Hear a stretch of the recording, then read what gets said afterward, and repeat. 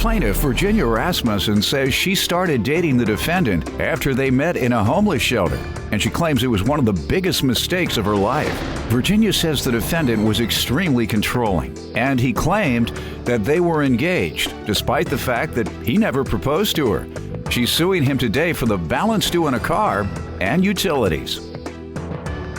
Defendant Scott Thomas denies that he was controlling and insists, if anything, he tried to diffuse their arguments by trying to compromise with Virginia, but she refused. Scott denies owing for the vehicle because he claims he returned the keys to Virginia. Start with you. After meeting the defendant, Your Honor, I realized that dating him was one of the biggest mistakes of my life. When did you We met all in a begin? homeless shelter in June of 2011. He claimed to have a cowboy mentality and live by the cowboy code, which is always be kind to women, children, and animals. Never lie, always be honest, and an honest day's work. The honest day's work, yes. The rest, not so much. All right. So, what else you want to tell me? During the time that we were together, he called me his fiance, never asked the question. He did want to use a ring that I had bought before my husband passed away. Your Honor, that's as an a lie. engagement Let ring. her finish. I purchased it myself before my husband passed away in June of 2011. Okay. Or 2012, I'm sorry. We had several fights. There were subjects that were taboo. His family, he developed a Jekyll and Hyde attitude, tried to control my friends, tried to tell me who I could be friends with, tried to break up a friendship between myself and my best friend. Let me allow him to give some background, Okay. sir. Miss Rasmussen and I did get engaged. I bought her a simple ring. It's insulting. Not only would it be insulting to her, but to me as well if I asked her to use her ex-husband's ring. That's just wrong. What was the relationship like? I tried to compromise with Miss Rasmussen on friends because I told her that if you want to have your friends over and I'm not real happy, I don't care for them that much, please let me know. I can go fishing. I can go do something else. I tried to compromise many times. Miss Rasmussen had a problem with compromise because I would ask her to compromise on keeping the heat at a certain level, which is about 68, 70, which is what I can't. I can only handle it so high during the wintertime. It dries me out. And I got you. it wasn't until after I had a nosebleed that she panicked and decided to turn the temperature down. She would often start fights over petty little issues, such as sleeping. I have trouble sleeping next to people, so I used to sleep on the floor, which was more comfortable. It is what it is. I can't control it. And after she would complain so many times, I would go to the bed. Same thing with the temperature gate, the temp. Petty little issues. She even came up on New Year's Eve and smacked me in the gut several times, just out of the blue.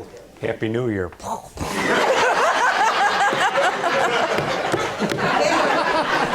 The New Year's Eve taps.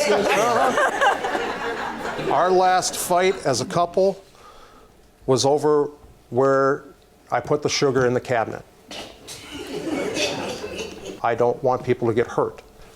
I've seen Hurt emotionally, hopefully. No, physically. I don't want anybody getting hurt physically. It would have disturbed me a lot to see Miss Rasmussen physically get hurt in this situation. If my mood swings wavered, it was because she was trying to press to be involved in these situations, and I just wanted her to be an observer and a support system and not physically be involved. Okay, so it sounds like you acknowledge that you have a little mood disorder there. I acknowledge that the fact that I have got to go and see some counseling and deal with some issues, yes. Good, I'm glad to hear that. All right, ma'am, tell me about the vehicle and the utilities you're suing over. I purchased a 1994 Jeep Grand Cherokee. At the time, my vehicle had broken down. He was not working, and he was hoping to find a job. So I bought the vehicle. For his use, you're saying? For his use. For both of our use, but mostly for his. He agreed to pay back the amount that I paid for it. How much? I paid $1,100 for it. He was going to pay 100%? Yes. I agreed to pay half, Your Honor. And then when we finally made out the contract, we agreed to $600. Oh, you have a contract? Well, Yes. All right. You don't have to speculate anymore. And I how also much- have a breakdown of the amount owed. I do see $600 for the Jeep Grand Yes. Cherokee. But then I see something about rent, half of the current XL. That's utilities. The Mertha trash collection. It's all together, the entire debt? The entire debt. All right. And what was the entire debt? The entire amount he agreed to pay was $900. On this contract? Yes. I have a breakdown of the payments that All he has right. Let's missed. see them, please. All right. So that's the vehicle. The utilities, how does he owe for that? Same thing, Utilities, this contract? I have the disconnect notice for March because he was always late on paying me on the utilities. All right. Sir, what do you say to this? First of all, the Jeep, when she bought it, was intended to be a gift for me, and I turned it down. I said when I get a job, I would agree to pay her half. I agree that I had changed the amount a couple times as to try to come to a reasonable agreement on it, because at the time when I was trying to write up the contract, half of the Blue Book value would have been $329. But I also agreed to pay her $550 when I got a chance, so I moved it up to $600 in hopes that we could come to some sort of reasonable agreement on signing this contract. I paid Miss Rasmussen on the Jeep from February 22nd up until April 19th, $32 a week. I paid her $15 a week from February 22nd until April 12th. I am in dispute of the whole bill on the utilities, like she's stating. So let me ask you, on this this contract that indicates $900 was owed, Yep. you paid separately on the utility, not just toward the entire contract. On the $900, you separated it. I wrote up the I'm going to pay you contract. $20 on the bill, and I'm going to pay you $30 on the. I wrote up the contract Jeep. separately with the Jeep because in case I couldn't make a payment on the utilities, She I has did the not right want to her. repossess. I did not Gotcha. want her to repossess the Jeep in case, so that way I can make the Jeep payment. Gotcha. All right. And the discrepancy we have today is in what? The amount you repaid? As far as the discrepancy that I am concluding is, I don't feel that I owe Miss Rasmussen the amount on the Jeep.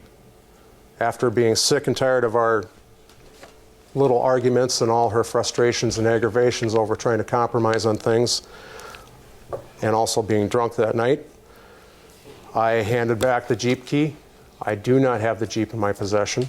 Whatever Miss Rasmussen has done with the Jeep, I do not know. Ma'am? He surrendered the vehicle. It was mechanically unsound. What'd you do with it? I junked it. I got $290 for it. Did you give him credit for the $290? I will. Oh, you haven't, though? No, not yet. Okay. Now, utilities, and you say you paid how much toward the utilities? I paid at least $120 towards the utilities. That's not a good way to prove your case or defend your case when you say at least. How specific are you on I the don't utility? have the receipts, Your Honor. I told Miss Rasmussen when the court thing came about, since we are at disagreement on the amounts that we're supposed to use, you use your amount. You told her you would go with her amount? So that's what we're going to go with, whatever she said it is to be today, because that's what you told her. Judgment for the plaintiff in that amount. Have a good day. Thank you.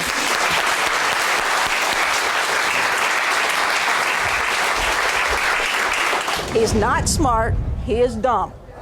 And I want nothing to do with him. I was the one that ended it in December, and this is the reason why the things have ended, is because of the constant badgering